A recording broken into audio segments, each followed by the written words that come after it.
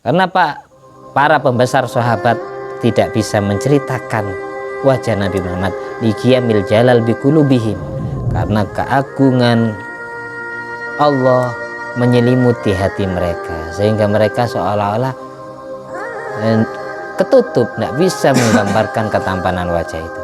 Fayamna'uhum min wasfi, sehingga tidak bisa menyifati sosok Nabi Muhammad wajahnya kayak apa. Itu rahasia, itu bedanya. Jadi jangan salah paham. Manusia yang paling ganteng di muka bumi adalah Nabi Muhammad SAW. Nabi Yusuf ini hanya kelas seperempat bumi, seperempat bumi. Syatrul Hasan, Nabi Muhammad Kamilul Hasan.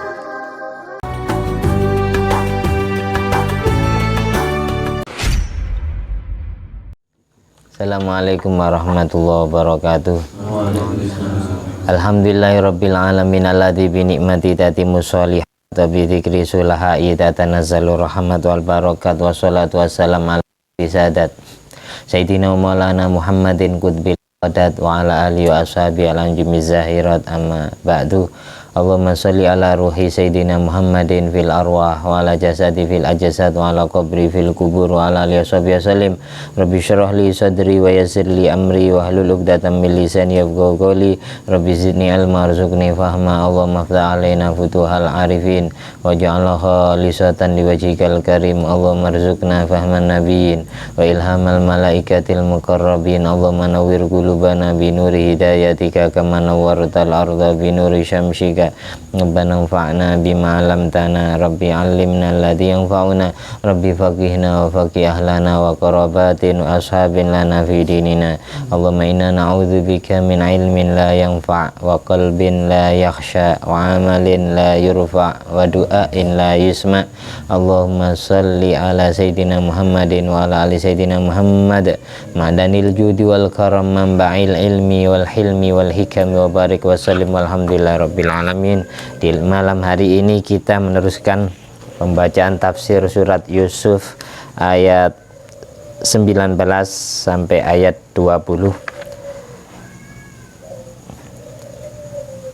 Kemarin dijelaskan bahwasanya ketika Nabi Yusuf dibuang oleh saudara-saudaranya ke dalam lubang sumur, Nabi Yusuf Allah beri gamis sutra surga sehingga yang asalnya lubang sumur itu gelap gulita menjadi terang, disinari oleh cahaya gamis yang dipakai oleh Nabi Yusuf. Yang kedua, sumber mata air yang ada di dalam sumur itu yang asalnya asin menjadi tawar sehingga mencukupkan kebutuhan pangan dan kebutuhan minumnya Nabi Yusuf selama 3 hari 3 malam.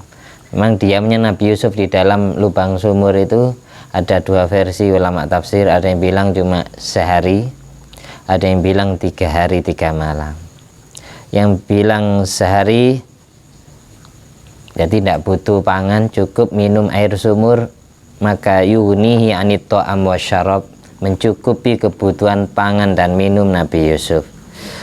Kalau ikut pendapat ulama tafsir yang mengatakan diamnya Nabi Yusuf selama 3 hari 3 malam, jadi saudaranya tidak langsung pulang menemui ayah, tapi masih patroli, masih mengintai sumur itu selama 3 hari 3 malam. Tapi yang ngasih makan setiap hari adalah putra sulung Nabi Yakub yang paling sayang kepada Nabi Yusuf. Tapi rasa sayangnya ditutupi karena 9 orang yang lain benci kepada Nabi Yusuf. Untuk Yahuda tidak menampakkan kecintaannya kepada Nabi Yusuf, sehingga setiap hari selama 3 hari Yahuda ngasih makan Nabi Yusuf. Dan semua saudara Nabi Yusuf mengira Nabi Yusuf sudah tewas, sudah meninggal dunia karena 3 hari 3 malam nak makan, gitu. Pada saat semua saudaranya pulang menemui ayahandanya, mereka beralibi melakukan tipu daya bahwasanya Nabi Yusuf dimakan atau digosip dimakan seekor serigala atau anjing hutan. Jadi anjing hutan sama anjing yang najis mughalladh itu beda, karena anjing hutan atau serigala itu bahasa Arabnya dzibun, kalau anjing yang najis itu kalbun. ketika tangan kita terkena liur anjing maka najis mughaladhah. Tapi kalau terkena liur serigala meskipun wajahnya sama dengan anjing ya, maka tangan kita ndak mughaladhah, tapi tangan kita patah, ndak selamat. Itu loh bedanya di situ. Kalau anjing biasa yang najis mughaladhah, tangan kita selamat, hanya saja kena najis mughaladhah, dibasuh 7 kali basuhan air dan salah satu dari 7 wajib dicampuri tanah atau debu, karena ada bakteri dalam najis itu yang virus itu tidak bisa termatikan. Baksil itu ya tidak bisa mati kecuali dibunuh pakai debu. Itu rahasia kenapa Allah mensyariatkan najis mughaladhah dengan 7 kali basuhan dan dicampur debu, tidak cukup pakai air saja. Nah, serigala ini bukan najis mughaladhah, meskipun bahasa Indonesianya ada yang anjing hutan, jadi jangan terpengaruh bahasa Indonesia, kita fokus bahasa Arabnya. Nabi Yusuf digosip dimakan serigala karena sebelum dimasukkan ke dalam lubang sumur sama saudara-saudaranya ditelanjangi, gamisnya dilepas, lalu mereka menyembelih anak ekor kambing, hati domba kecil disembelih, lalu darahnya dilumurkan ke pakaian Nabi Yusuf, melakukan tipu daya kepada ayahandanya. Mereka bilang bahwasanya ini darah Yusuf digigit serigala, tapi sayang pakaian itu masih utuh, sehingga Nabi Yakub tidak semerta-merta langsung percaya. Mana ada orang digigit serigala kok pakaiannya utuh tapi banyak darah. Sehingga sandubaya mereka atau tipu daya, tipu muslihat yang mereka bikin tidak sempurna, membikin hati Nabi Yakub yakin bahwasanya Yusuf masih hidup. Ini hanya alasan mereka, ini hanya karang-karangan mereka sendiri. Nah, sampai Nabi Yakub mengatakan kemarin, ma ahlama hadza dzi'ba ya'kulu bani wala yakuddu qamisa. Betapa sayangnya serigala ini, betapa bermurah hatinya serigala itu. Dia hanya memangsa anakku, memakan daging anakku, tapi tidak tega menyobek pakaiannya, sampai gitu. Nabi Yakub bilang seperti itu. Akhirnya diceritakan juga saudara-saudara Nabi Yusuf mendatangkan serigala yang diisu telah memakan Nabi Yusuf. Serigala itu didatangkan di depan Nabi Yakub, lalu mereka bilang, ini serigala yang makan Yusuf, kami tangkap di hutan. 1 ekor serigala dibawa. Jadi banyak orang yang mengartikan dzibun itu macan, tapi itu salah, kurang tepat. Nah, mungkin saudara Nabi Yusuf bisa menangkap macan, itu macan yang besar yang memangsa Nabi. Mereka juga termangsa gitu. Kalau serigala masih wajar, dikeroyok orang 10, insya Allah manusianya menang masih ya. Nah, ini bahas serigalanya Pak, yang makan adik kami Yusuf. Akhirnya kuasanya Allah, fa'antaqahullah, Allah membuat serigala itu berkalam, berbicara sama seperti manusia. Jadi di dalam Al-Quran itu ada kisah sapi yang bisa ngomong kayak manusia, yaitu di surat Al-Baqarah, sapi umatnya Nabi Musa. Ada kisah onta yang bisa bicara kayak manusia, untanya Nabi Soleh. Ada kisah anjing yang bisa bicara kayak manusia, yang ceritanya ada di surat Kahfi. Dan ada kisah semut yang bisa berbicara, berdialog dengan Nabi Sulaiman yang berada di surat An-Naml. Dan yang sekarang yang kita kaji adalah serigala yang bisa bicara kayak manusia yang ada di kisah sejarah Nabi Yusuf alaihissalam. Seperti itu. Serigala itu diomongi sama Nabi Yakub. Ini saya ulas kembali karena kemarin pesertanya beda dengan sekarang. Di serigala itu diomongi sama Nabi Yakub, ayyuhadzibu, wahai serigala, akalta waladi wa thamarata fuadi, apakah engkau yang telah memakan anakku dan buah hatiku Yusuf? Lalu serigala itu jawab, lah, tidak wahai Nabi Yakub. Jadi saudaranya ini bengong semua. Kalau ada seekor serigala bisa jawab, bisa ngomong kayak manusia, bengong. Ini diantara mukjizat Nabi Yakub. Allah izinkan bisa ngomong dengan binatang serigala. Apakah kamu yang membunuh anakku dan buah hatiku Yusuf? Jawabannya serigala, tidak. Wa kaifa anta bi ardi Kan'an, katanya Nabi Yakub. Terus gimana kamu kok bisa nyampe di negeriku, di bumi Kan'an? Bumi Kan'an itu istilah kuno bagi yang meliputi negara Mesir bagian timur, sebagian dari Turki, Israel, Palestina, Jordan, Lebanon, dan Syria. Itu istilah zaman dahulunya ardi Kan'an, bumi Kan'an. Tempat dakwanya Nabi Yakub di situ. Jadi termasuk ya kaumnya Nabi Yakub, umatnya Nabi Yakub ya yang sekarang Yahudi itu. Nabi Yakub, makanya nama sinonim katanya, nama lain dari Nabi Yakub adalah Nabi Israel alaihissalam. Nabi Israel. Hanya putra pertama Nabi Yakub, Yahuda dijadikan agama, namanya agama Yahudi. Ya. Seperti itu. Yahuda adalah kakak kandung Nabi Yusuf tapi beda ibu. Kita lanjut. Setelah Nabi Yakub bilang kepada serigala, terus gimana ceritanya kamu kok bisa sampai di negeriku? Terus serigala ngomong seperti ini, wallahi demi Allah wahai Nabi Yakub, ma akaltu waladaka wala ra'aituhu qattu. Aku tidak pernah memakan anakmu Yusuf dan aku belum pernah melihatnya. Aku belum pernah bertemu dengannya sama sekali. Wala yahilu lana an na'kula luhumal anbiya. Kami para serigala di seluruh dunia diharamkan oleh Allah memakan dagingnya para nabinya.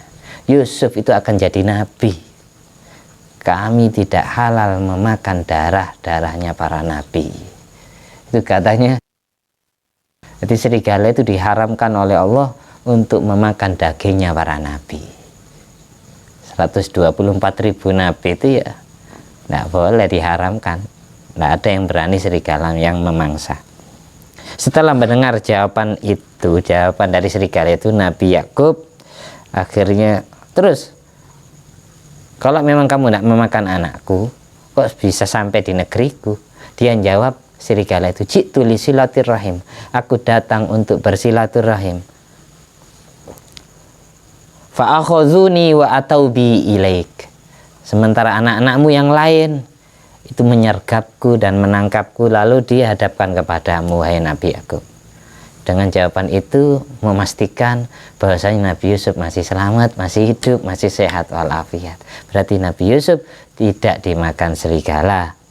Akhirnya serigala itu fa'atalaqahu Yakub, dilepaskan oleh Nabi Yakub.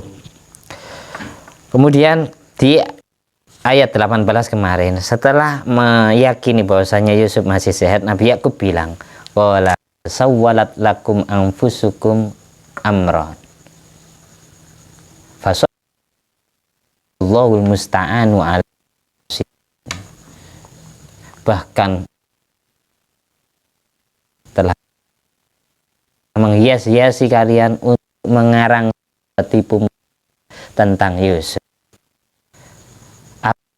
Bisa melakukan sabar yang baik, sabar tidak ada tidak ada pengaduan kepada, tidak ada bahasa curhat pada selain Allah. Allah adalah Ta'ala, Tuhan yang layak diminta alam terangan cerita yang kalian ceritakan padaku tentang Nabi Yakub. Kita lanjut sekarang ayat ke-19, saya baca.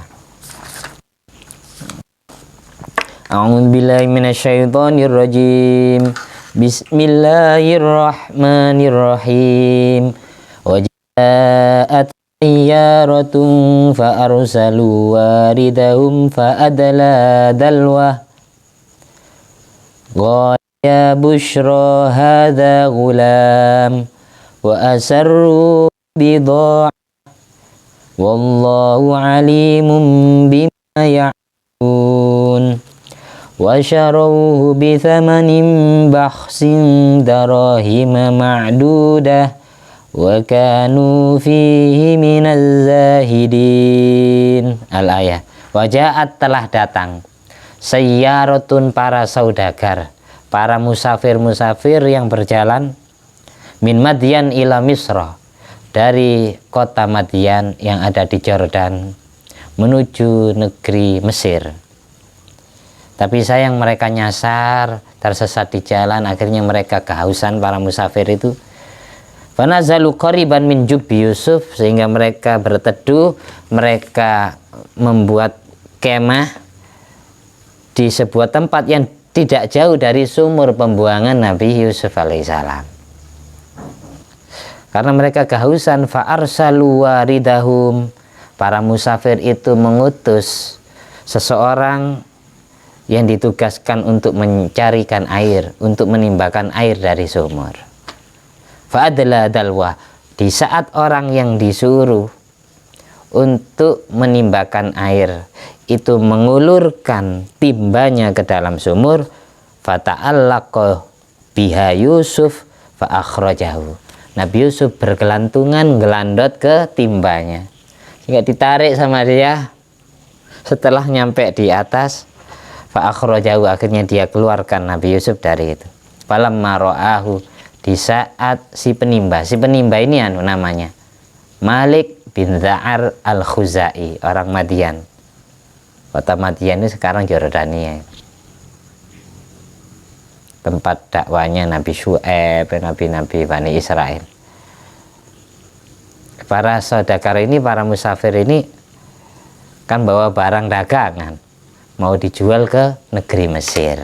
Nah, kehausan nimba air, terus nuru seseorang, nggak mungkin semuanya nimba, pasti salah seorangnya yang disuruh. Yang ketepatan namanya, kalau di Al-Quran ada disebut waridahum, yang dimaksud adalah si penimba adalah Malik bin Za'ar al-Khuzai. Malik bin Za'ar al-Khuzai setelah melihat wajah Nabi Yusuf, dia mengatakan, qala ya bushra, betapa bahagianya diriku karena melihat sosok manusia yang tampan kayak wajahnya Al-Aziz. Kaget, ya bushra ya. Loh, karena asalnya sumur gelap di atasnya, setelah nyampe kok berat sekali air ini, setelah nyampe di atas ternyata isinya manusia. Ya bushra, betapa bahagianya diriku. Ada yang bilang munada ya bushra ini nida'u majas, hanya majas, bukan bahasa hakiki. Tapi bahasa hakikinya uhzuri, hadirlah kamu kepadaku, jangan takut. Hadza waktuka, ini saatnya kamu keluar dari sumur. Hadza gulam, ini seorang pemuda, ini seorang hamba sahaya, ini seorang pemuda yang tampan, budak yang tampan. Di saat Nabi Yusuf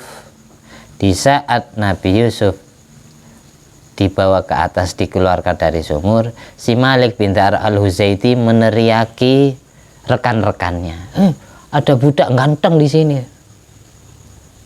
Di saat itu pula saudara-saudara Nabi Yusuf ternyata masih belum pulang, mengikut juga menghampiri para musafir itu. Fa'atauhu, mereka mendatangi Malik bin Za'ar al-Huzai, saudara-saudara Nabi Yusuf, 10 orang itu. Wa asarruhu bidha'atan, wa asarruhu, mereka menyembunyikan jati diri Nabi Yusuf dengan menjadikan bidha'atan Nabi Yusuf sebagai barang dagangan mereka, dengan melakukan alibi, ucapan yang bohong, dusta. Mereka mengatakan hadza abduna abik, ini pria tampan ini, pemuda tampan ini adalah budak kami yang minggat, yang melarikan diri. Dia sembunyi di dalam sumur, kami cari-cari, nunggu dia keluar dari sumur. Selama 3 hari 3 malam kami tunggoni sumur ini, dia tidak keluar-keluar. Kami mengiranya sudah mati, ternyata masih hidup. Ini budak kami ini yang minggat, katanya saudara-saudara Nabi Yusuf. Wasakata Yusuf, pada saat saudaranya Nabi Yusuf bilang seperti itu, Nabi Yusuf terdiam. Nabi Yusuf sukut, biarkan. Nah, biarkan. Khaufan ayaktulhu, karena takut dibunuh oleh saudara-saudaranya. Karena takut dibunuh oleh saudara-saudaranya. Yang dimaksud mereka menyembunyikan tadi diri ini. Hina nadharu ilal qafila wajtima'iyya alal bi'ri. Ketika saudara-saudara Nabi Yusuf melihat segerombolan musafir itu berkerumun mendatangi pria tampan yang bernama Yusuf, mereka semuanya berkerumun di tepi sumur, lalu saudara-saudaranya mendatangi dan mereka menduga mauta Yusuf, Nabi Yusuf sudah mati. Fara'au ukhrija hayyan, ternyata Nabi Yusuf mereka lihat dikeluarkan dalam keadaan masih hidup. Di saat itu pula 10 saudaranya selain Yahuda, yaitu 9, fadharabuhu, memukuli Nabi Yusuf. Jadi melihat Nabi Yusuf masih hidup, mereka pukuli lagi, dihajar. Wa qalu, dengan mengatakan hadza abduna abik, ini budak kami yang minggat sembunyi di dalam sumur. Fa in aradtum bi'nahu lakum, kalau kalian semua mau, kami jual budak kami kepada kalian. Kalau memang kalian suka, dia gagah, ganteng, putih, kalau kalian suka, kami jual kepada kalian. Katanya saudara-saudaranya bilang kepada para musafir itu. Tsumma qalu lahu, kemudian saudara Nabi Yusuf ngomong kepada Nabi Yusuf bil Ibroniyah, dengan memakai bahasa Ibrani, bahasa Ibrani, bukan pakai bahasa Arab, sehingga musafir-musafir itu tidak paham. Pada saat mereka ngomong pada musafir, mereka pakai bahasa mereka, bahasa Arab. Tapi pada saat mereka ngomong dengan Nabi Yusuf, saudara Nabi Yusuf memakai bahasa Ibrani, sehingga para musafir itu tidak paham. Apa yang diomongkan saudaranya kepada Nabi Yusuf? Omongannya gini, la tungkiril ubudiyata naqtuluk faqarra biha. Jangan sampai kamu memungkiri sifat budak. Jangan sampai kamu bilang kepada mereka kalau kamu ini bukan budak kami. Nanti kami bunuh nanti. Diam kamu supaya. Hingga para saudagar itu tidak paham apa yang diomongkan oleh saudara Nabi Yusuf. Ini yang dimaksud ayat wa asarruhu, mereka menyembunyikan jati diri Nabi Yusuf. Bidoatan, dengan menganggap Nabi Yusuf adalah barang dagangan mereka, budak mereka yang minggat, yang lagi minggat. Kalau kami ngomong seperti itu, kamu akui aja. Akhirnya Nabi Yusuf mengakui, apa kamu budak mereka? Iya, saya budak mereka. Gitu. Akhirnya Nabi Yusuf menganggukkan kepala. Wa innama qalu dzalik hifatan yatlubu minhu syirkata fihi. Saudara Nabi Yusuf bilang seperti itu karena khawatir saudagar itu menjadikan Yusuf milik bersama. Ya, di mitra kerja, bahasa milik bersama. Mereka tidak mau, mereka mengakui milik mereka menemukan budak. Jadi biarkan mereka menganggap Yusuf adalah budak kami. Jadi pada saat ditanyai oleh saudagar-saudagar itu, Nabi Yusuf mengakui. Karena diperintah, diancam. Nabi Yusuf takut dibunuh. Di saat itu umur Nabi Yusuf berapa tahun? Nah, kemarin pendapat yang kuat 17 tahun, ada yang bilang 12 tahun, ada yang bilang 7 tahun. Tapi yang pendapat yang dipilih di pengarang kitab kita ini adalah 17 tahun. Jadi 17 tahun anak SMA kelas 1 atau anak SMP kelas 3. Dia masih kanak, masih kecil, tapi sudah paham. Nah, sementara kakak-kakaknya sudah ada yang 20, 25, ada yang 30 ya. Nah, dewasa semua.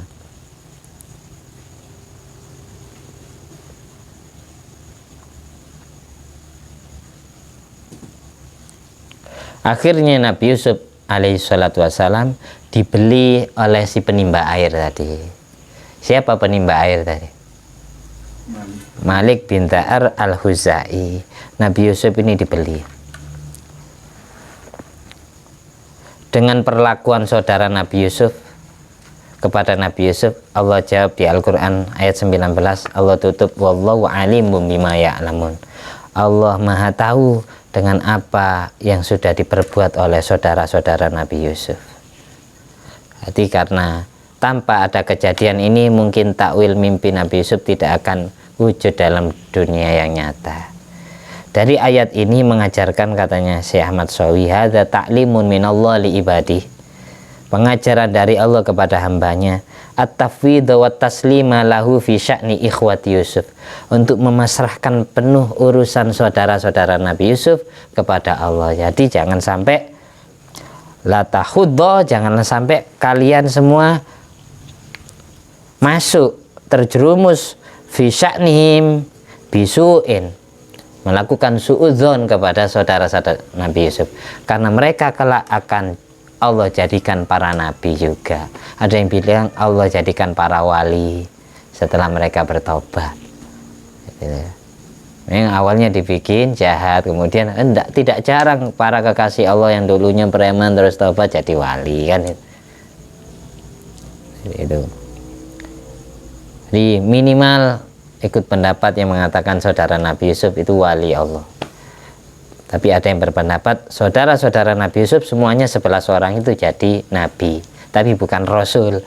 Yang jadi rasul sekaligus nabi hanya Nabi Yusuf alaihissalam. Sehingga kita dari ayat wallahu alimum bima ya'lamun, Allah maha tahu dengan apa yang dilakukan oleh saudara Nabi Yusuf. Ayat ini mengajarkan bahwasanya kita tidak boleh suudzon kepada saudara-saudara Nabi Yusuf, karena kejadian ini yang ngatur skenario film para nabi, yang nyutradarai langsung adalah Allah, karena mereka juga para nabi Allah. Setelah itu wasar samanin baksin, saudara Nabi Yusuf menjual Nabi Yusuf dengan harga yang murah, nakisin darohima ma'dudatin, dengan senilai yang kurang dari harga bandrol. Jadi ketika bahasanya saman ini harga transaksi, kalau bahasanya kima ini harga bandrol. Harga bandrol harga pasaran.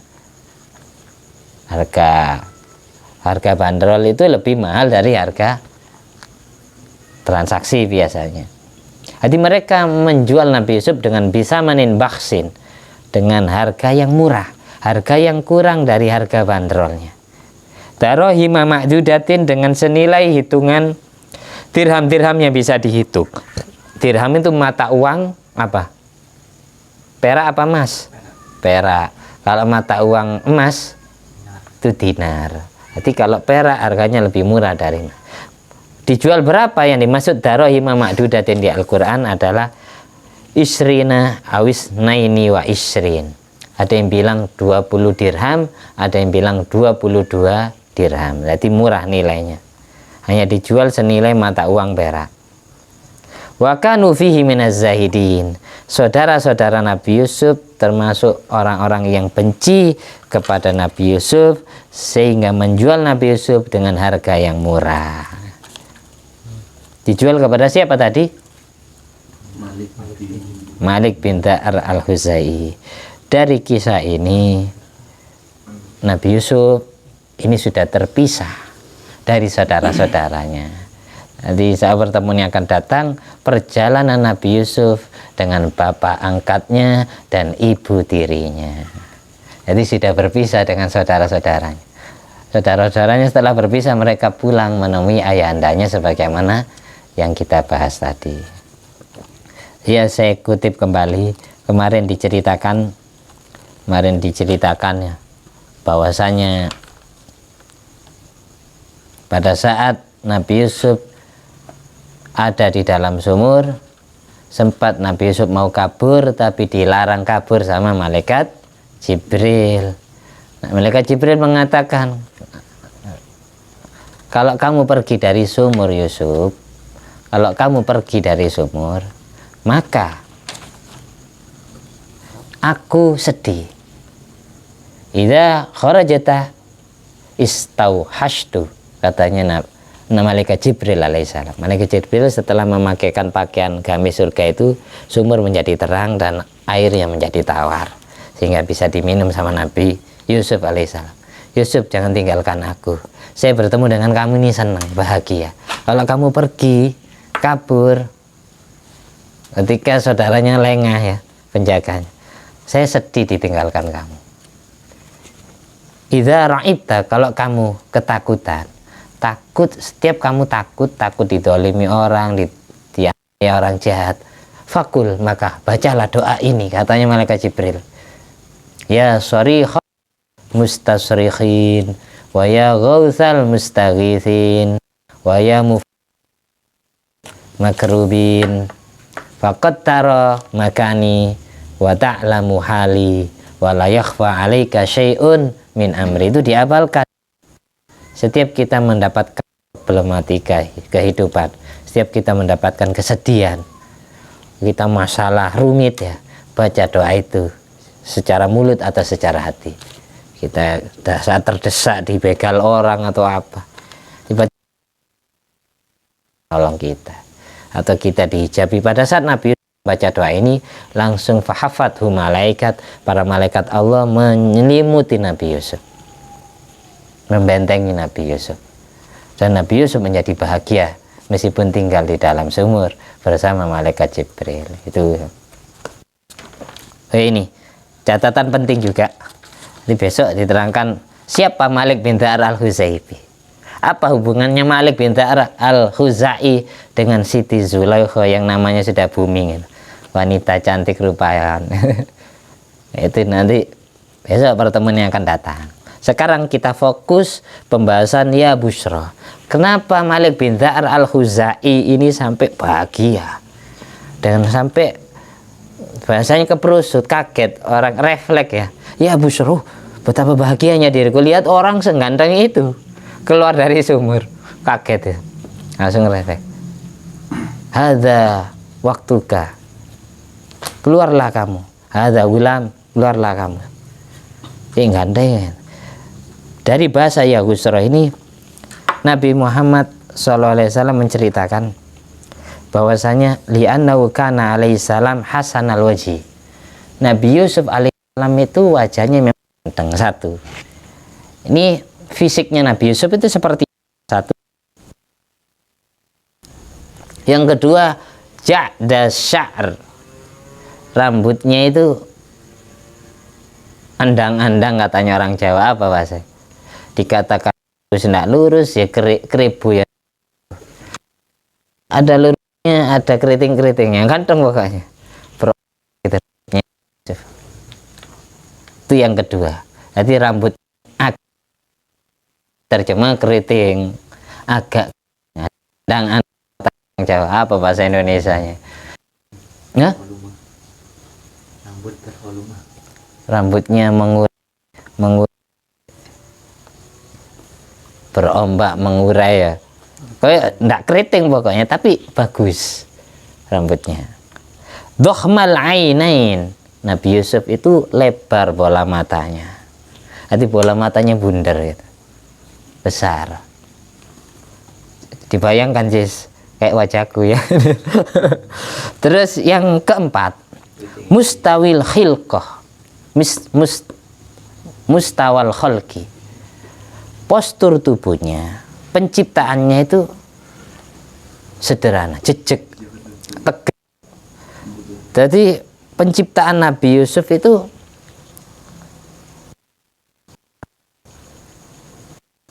kekar, mustawal khalqi itu gagah penciptaannya. Abyadul laun, kulit tubuhnya itu putih. Abyadul laun, kulit tubuhnya putih. Yang keberapa berarti ini? Ganteng wajah, agak keriting rambutnya, matanya, kedua bola matanya lebar, terus penciptaannya itu gagah, terus kulitnya putih. Yang keenam, ghalidis sa'idain wal adudain wassaqain, bagian bawah, lengan bagian atas, dan betis kakinya itu besar, gagal, dempal Nabi Yusuf itu. Hati lengan bagian bawah, itu lengan bagian bawah, lengan bagian atas itu adud bahasa Arabnya. Itu ghalid itu kekar. Berarti dempal Nabi. Penciptaannya itu gagal memang. Terus bukan hanya itu, betisnya juga gagah. Sakoin itu kedua betisnya juga gagah. Khamisil batni, yang keberapa ini? Yang ketujuh, perutnya berlipat-lipat. Berarti dempal kayak Adira. Nabi Yusuf ini khamisil batni, perutnya berlipat-lipat, pit ngelempit gitu. Kayaknya adeng ya. Kita lanjut. Yang ke-8, shaghiris surrah, pusarnya kecil. Nggak potong ya, nggak ambles ya, nggak kemonjolan ya. Pusarnya kecil. Perutnya itu berlempit kayak lapis ya. Jadi lurus tapi berlipat-lipat gitu. Terus pusarnya kecil. Itu yang ke-8. Yang ke-9, wa kana idza tabassama dhaharun nur min dawahikihi. Nabi Yusuf itu kalau tersenyum nampak cahaya dari gigi gerahamnya. Jadi setiap tersenyum dari gigi gerahamnya itu kayak ada sinar, ada cahaya. Wa idza takallama dhahara min sanayahu. Dan ketika Nabi Yusuf berbicara, nampak cahaya itu dari gigi serinya, gigi bagian depan. Jadi kalau senyum, gigi gerahamnya itu keluar sinar. Kalau lagi berbicara, berkalam, gigi serinya itu bersinar, keluar nur. Ya, kayak boneng ya. Kita lanjut. Ini fisiknya Nabi Yusuf. Jadi kalian bayangkan kayak siapa di sini? Mas Juli. Nah, kayak gitu. Ganteng. Tapi rambutnya rambutnya itu andang-andang. Wabil jumlah secara detail kesimpulannya, lam yakun asan minhu illa sayyiduna Muhammad SAW. Tidak ada pria di muka bumi yang lebih tampan dari wajah Nabi Yusuf kecuali hanyalah Nabi kita Muhammad SAW. Ini catatan terpentingnya. Fa inna Yusuf u'tiya syatrul hasan wa Rasulullah SAW u'tiyal husna kamilan. Kalau Nabi Yusuf hanya Allah beri kegantengan syatrul hasan, separuh kegantengan. Kalau Nabi Muhammad SAW Allah beri ganteng secara totalitas. Makanya Imam Al-Busiri dalam burdanya mengatakan munazzahun an syariki fi mahasinihi fa jauharul husni minhu ghairu munqasimi. Nabi Muhammad itu disucikan dari sekutu di dalam semua ketampanannya. Mutiara ketampanannya itu tidak ada tandingannya, tidak ada duanya. Terus pertanyaannya gini, falima lam tuftatan an-nisa bijamali Muhammad SAW kamaftutinna bijamali Yusuf. Lalu kenapa kaum Hawa, kaum wanita tidak terfitnah, tidak diuji oleh Allah dengan ketampanan wajah Nabi Muhammad sebagaimana mereka para wanita teruji dengan ketampanan wajah Nabi Yusuf? Mengapa? Ini perlu dicatat. Apa? Artinya Nabi Muhammad diberi kamilul hasan, kegantengan secara sempurna. Kalau Nabi Yusuf hanya diberi syatrul hasan, separuh kegantengan. Apa bedanya bilang separuh kegantengan dengan setengah kegantengan? Jadi bilang syatrul hasan dengan nisful hasan dengan kamilul hasan ini beda. Kalau kamilul hasan ini bumi kan bentuknya bundar. Semua pria yang ada di belahan bumi ini gantengnya tidak ada yang bisa ngalahkan Nabi Muhammad. Itu namanya kamilul hasan. Ketika bumi ini kita belah jadi dua, paruh pertama ini namanya nisfu, paruh kedua juga nisfu, berarti setengah kegantengan. Bunder, paham sampean? Bumi bunder. Kalau dibelah jadi dua, berarti nisfun, nisfun, setengah, setengah. Setengah pertama, setengah kedua. Lalu setengah ini, nisfun ini, dibelah lagi jadi dua. Jadilah satrun, satrun. Ngerti? Kegantengan Nabi Yusuf hanya separuh, hanya seperempat bumi. Kegantengan Nabi Muhammad seluruh bumi. Bandingannya gitu. Jadi tidak sampai nisfu. Kegantengan Nabi Yusuf tidak sampai separuh, setengah bumi. Hanya separuh dari setengah. Paham ya? Jadi saya ulang lagi, bumi dibelah jadi dua. Ini jadi nisfun, nisfun. Lalu nisfun ini dibelah. Ini namanya belahan nisfun, ini namanya satrun, satrun. Nabi Yusuf diberi satrul jamal, satrul hasan. Separuh kegantengan dari setengah. Ini pertanyaan penting. Lalu kenapa kegantengan wajah Nabi Muhammad tidak sampai nyuboh kaum Hawa, tidak kaum Hawa? Tidak ada di ceritanya Rasulullah ada wanita sampai jatuh cinta ke Rasulullah, syahwat sampai ingin memperkosa Rasulullah, tidak ada. Tapi dalam sejarah Nabi Yusuf sebagaimana di Al-Quran terjadi. Falamma ra'ainahu akbarnahu wa qatta'na aydiyahunna wa qulna hasya lillahi ma hadza basyara in hadza illa malakun karim. Ketika para wanita itu saat megang buah jeruk iris ya, mereka sambil megang pisau, Nabi Yusuf dilewatkan di depan mereka, mereka mengiris jari-jari tangannya sampai dari saking terpukau oleh ketampanan wajah Nabi Yusuf. Ini alasannya perlu sampai catat. Ujibah dijawab. Bi anna jamala Muhammadin sallallahu alaihi wasallam qad satarahullah bil jalal kasyamsi.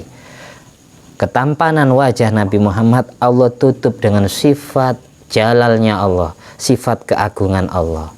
Jadi ketampanan wajah Nabi Muhammad kasyamsi diibaratkan seperti sinar matahari. Kita tidak ada yang kuat melihat sinar matahari dari dekat. Kita pasti silau, sehingga kita tidak bisa mengilustrasikan, menggambarkan matahari itu seperti apa bentuk aslinya, wajah aslinya matahari dari saking bersinarnya. Jadi ketampanan wajah Nabi Muhammad SAW itu Allah tutup dengan sifat jalalnya Allah, keagungan Allah. Jadi diibaratkan kayak kita melihat sinar matahari. Sedang wa amma jamalu Yusuf fa huwa dhahirun lam yustatar bijalal kal badri. Sedang ketampanan Nabi Yusuf tidak Allah tutup dengan sifat keagungannya, tidak Allah tutupi dengan sifat keagungan Allah. Jadi ketampanan Nabi Yusuf diibaratkan seperti bulan purnama. Bulan purnama yang sempurna cahayanya, mata kita masih kuat memandang wajah bulan purnama, sebagaimana kaum wanita kuat memandang ketampanan wajah Nabi Yusuf, keindahan wajah Nabi Yusuf. Tapi kaum wanita yang sudah baligh, sahabat-sahabat laki-laki yang sudah balik, mereka melihat wajah Nabi Muhammad, yang mereka lihat hanya jalalullah, keagungan Allah, sehingga mereka tidak ada yang terpukau. Karena sosok Nabi Muhammad itu kumpul dengan orang ganteng ketika tidak dikumpulin Nabi Muhammad. Ada Nabi Muhammad datang yang nampak paling ganteng Rasulullah. Jadi sinarnya itu langsung padam. Makanya dulu ayahanda Nabi Muhammad sebelum menikah dengan Siti Aminah binti Wahab, Said Abdullah terkenal sosok pria yang ganteng. Semua wanita ingin jadi istrinya. Tapi sejak Said Abdullah menikah dengan Siti Aminah, cahaya itu turun ke rahim Siti Aminah, pindah ke perut ibunya. Barulah wajah Said Abdullah itu tidak kelihatan terlalu tampan, gitu. Itu bedanya, paham ya? Makanya yang bisa cerita sosok Nabi Muhammad di dalam hadis, walidah, oleh karena itu, karena ketampanan wajah Nabi Muhammad itu Allah tutupi dengan sifat keagungannya, diibaratkan seperti matahari. Tidak ada satupun sahabat-sahabat yang dewasa yang bisa menggambarkan sosok Nabi Muhammad itu seperti apa. Lam turwas syama'ilul asyarifah, kepribadian Nabi Muhammad Tidak ada yang bisa menceritakan illa an sighari sahabah, kecuali sahabat-sahabat yang waktu itu masih kanak-kanak, masih kecil. Siapa di antaranya? Kal Hasan, seperti Sayyidina Hasan. Wal Husain, seperti Sayyidina Husain, cucunya Rasulullah sendiri dari Siti Fatimah. Wa Abdullah bin Umar, dan sahabat Abdullah bin Umar. Abdullah bin Abbas, sahabat Ibnu Abbas, dan yang lainnya. La an kibarihim, yang bisa menceritakan sosok wajah Nabi Muhammad itu tidak diriwayatkan dari pembesar sahabat Nabi seperti Abu Bakar As-Siddiq, Umar bin Khattab. Tidak ada riwayat menjelaskan Nabi Muhammad seperti apa. Yang bisa menjelaskan hanya anak-anak kecil. Ada yang bilang Sayyidina Hasan ini dari pusar ke wajah mirip Rasulullah, Sayyidina Husain dari pusar ke bawah sampai kaki itu mirip Rasulullah, sehingga orang setiap lihat kaki Sayyidina Husain ingat Rasulullah, orang lihat wajah Sayyidina Hasan ingat Rasulullah, seperti itu. Sallallahu alaihi wasallam. Mudah-mudahan kita Allah izini bisa melihat ketampanan wajah Nabi Muhammad.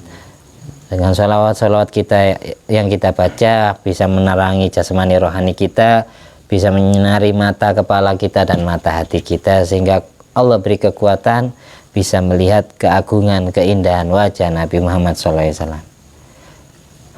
Karena para pembesar sahabat tidak bisa menceritakan wajah Nabi Muhammad liqiyamil jalal biqulubihim, karena keagungan Allah menyelimuti hati mereka, sehingga mereka seolah-olah ketutup, tidak bisa menggambarkan ketampanan wajah itu. Fayamna'u min wasfi, sehingga tidak bisa menyifati sosok Nabi Muhammad wajahnya kayak apa. Itu rahasianya, itu bedanya. Jadi jangan salah paham ya. Manusia yang paling ganteng di muka bumi adalah Nabi Muhammad SAW. Nabi Yusuf ini hanya kelas seperempat bumi, seperempat bumi. Syatrul Hasan, Nabi Muhammad Kamilul Hasan. Di syair itu khabiri khabiri khabiri, terus refnya apa itu? Mukhtar, itu tayaku ya numan wa atas al-muhtar, supaya aku bisa melihat al-muhtar, melihat Nabi Muhammad. Itu ya. Suluk sebelum kita baca assalamualaikum syafa'atan sallu alaihi wasallimu, dapat dari Nabi Muhammad SAW, maka perbanyaklah sholawat dan salam untuknya. Wa ya ayyuhal mushtaquna ya jamalih sallu alaihi wasallimu taslima. Wahai orang-orang yang rindu ingin ru'ya jamalih, melihat, memandang ketampanan Muhammad SAW, maka berbanyaklah baca sholawat dan salam untuk Nabi Muhammad SAW. Sekarang katanya di kitab itu sholawat yang paling betul dibaca di hari Jumat adalah sholawat Ibrahim, karena satu-satunya sholawat yang langsung diajarkan oleh Allah dan yang menjadi bacaan sholat kita adalah sholawat Ibrahim. Allahumma sholli ala sayyidina Muhammad wa ala ali sayyidina Muhammad kama shollaita ala sayyidina Ibrahim wa ala ali sayyidina Ibrahim fil alamina innaka hamidum majid. Semoga Allah menambahkan tambahan rahmat takdimnya untuk Nabi Muhammad dan untuk ali sayyidina Muhammad. Siapa ali sayyidina Muhammad? Menurut pendapat yang populer adalah keturunan Bani Hashim dan Bani Muttalib, keturunan anak turun daripada Hashim bin Abdi Manaf dan Muttalib bin Abdi Manaf. Itu termasuk Sayyidina Ali, Hasan, Husain, Sayyidina Abbas, itu semuanya Ali Sayyidina Muhammad. Sebagaimana engkau ya Allah telah menambahkan rahmat ta'zimu kepada Nabi Ibrahim dan kepada Ali Sayyidina Ibrahim. Siapa Ali Sayyidina Ibrahim? Yaitu orang-orang yang kita ceritakan dalam sejarah surat Yusuf. Ali Sayyidina Ibrahim itu siapa saja? Nabi Ibrahim punya anak dua, dari Siti Sarah lahir Nabi Ishak, dari Siti Hajar lahir Nabi Ismail. Keturunan Nabi Ismail dan keturunan Nabi Ishak adalah ahli Sayyidina Ibrahim. Nabi Ishak punya anak Nabi Yakub. Nabi Yakub punya anak 12 bersaudara. Nabi Yahuda, Nabi Rubil, Nabi Sam'un, Nabi Royalun, Nabi Lawe, Nabi Yasjar, Nabi Yusuf, Nabi Banyamin, Nabi Dani, Nabi Naftali, Nabi Jadi, Nabi Asyir. 12 bersaudara sampai ke atas. Itu semuanya ahli Sayyidina Ibrahim. Dan di setiap hari, setiap kita sholat, itu mendoakan Nabi Muhammad dan seluruh keluarganya. Dan mendoakan Nabi Ibrahim dan seluruh keluarganya. Gitu. Itu selawat Ibrahim. Biar kita bisa mimpi Rasulullah, biar kita bisa melihat wajah Rasulullah. Sering mimpi, suatu saat akan bisa melihat langsung. Man ra'ani fil manam fasayarani fil yaqta. Orang yang sudah pernah melihat wajahku dalam mimpi, maka dia akan bisa melihat wajahku di saat dia bangun. Wala yatamatsalu syaiton bi. Tidak ada satupun setan yang Allah izini untuk bisa menyerupai wajahku, katanya Rasulullah. Itu dalam hadis Sahih Bukhari. Kalau dalam hadis Sahih Muslim, man ra'ani fil manam ka'annama ra'ani fil yaqdha. Barang siapa yang sudah pernah melihatku dalam mimpi, maka seolah-olah dia sudah, karena setan tidak bisa wajahku. Karena bermanfaat. Amin. Al-Fatihah. Bismillahirrahmanirrahim. Iyyaka na'budu wa iyyaka nasta'in. Shiratal ladzina an'amta 'alaihim ghairil maghdubi 'alaihim waladdallin. Amin. Alhamdulillah alladzi at'amani hadzal ilma wa razaqani min ghairi haulin minni wala quwwatin. Allahumma sholli ala sayyidina Muhammad. Sayyidina Muhammad. Bi fadli rabbil izzati amma yasifun. Walhamdulillahirabbil alamin. Wassalamualaikum warahmatullahi wabarakatuh.